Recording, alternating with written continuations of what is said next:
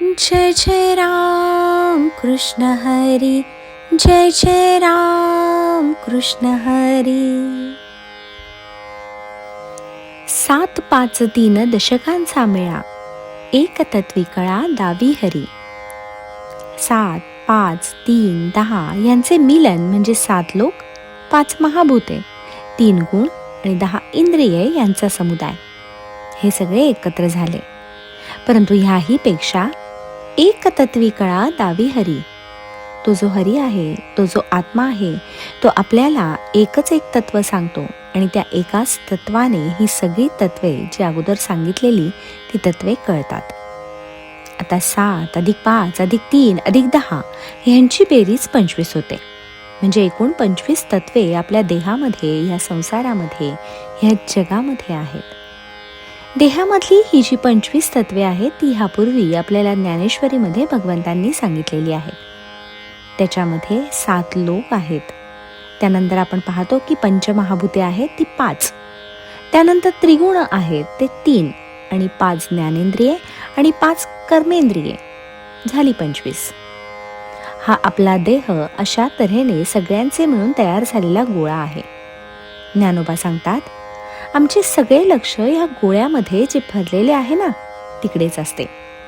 ह्यातले एक जरी तत्व बिघडले, नादुरुस्त झाले तर लगेच आम्ही वैद्याकडे, डॉक्टरांकडे औषध पाण्यासाठी पळतो. आपण पाहतोच ना, जगामध्ये सगळीकडे एक जरी तत्व बिघडले म्हणजे आपले सगळे शरीर यंत्र जे आहे ते चांगले काम करीत नाही.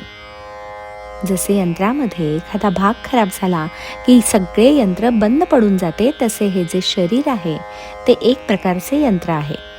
आणि या शरीरामध्ये अशी 25 छोटी छोटी यंत्रे बसवलेली आहेत. ही सगळी यंत्रे बरोबर नियमित चांगल्या पद्धतीने काम करायला लागली तर शरीर तंदुरुस्त राहते.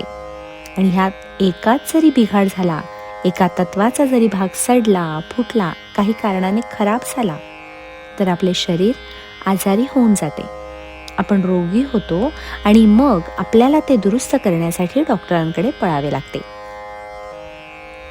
ज्ञानोबा म्हणतात, ही जी तुमची 5 तत्वे आहेत ना, ही वेगवेगळी जरी दिसत असली तरी ती सगळी तत्वे त्या आत्मतत्वावरच चाललेली आहेत. तो आत्मा जर देहामध्ये नसेल तर हे 25 तत्वांचे गाठोडे कोण चालवेल? म्हणून ते खरे एक तत्व आहे. त्याचे जे चैतन्य आहे, त्या आत्म्याची जी शक्ती आहे ते एक तत्व महत्वाचे आहे. परंतु आमचे सगळे लक्ष ह्या आत्म्याच्या 25 तत्वांपैकी एका तत्वाकडे लागते. ते खराब होऊ नये म्हणून ज्ञानोबा सांगतात, तुम्ही त्यांची चिंता करू नका. तुम्ही फक्त त्या एका तत्वाचे ध्यान करा, तिकडे लक्ष द्या. ज्या एका तत्वावर सगळे चाललेले आहे त्याच्याकडे बघा, त्या आत्मतत्वाकडे बघा. आणि ते एक तत्व नीट राहिले तर ते त्या सगळ्यांना दुरुस्त करेल. जसे आपण इथे पाहतो, येथे पंखे चाललेले आहेत, लाईट लागलेले आहेत, माईक चाललेला आहे, हे सगळे विजेवर चाललेले आहे. ती वीज जर बंद पडली तर सगळे बंद होऊन जाते. जशी ही वीज या सगळ्यांना चालवते तसे ही जी आत्मशक्ती आहे, आत्मा आहे, त्याचे जे चैतन्य आहे ते आत्मचैतन्य आपल्या देहातल्या या सगळ्या तत्वांना किंवा जगातल्या, संसारातल्या सगळ्या तत्वांना चालवते. परंतु येथे आम्ही या आत्मतत्वाला महत्त्व देत नाही.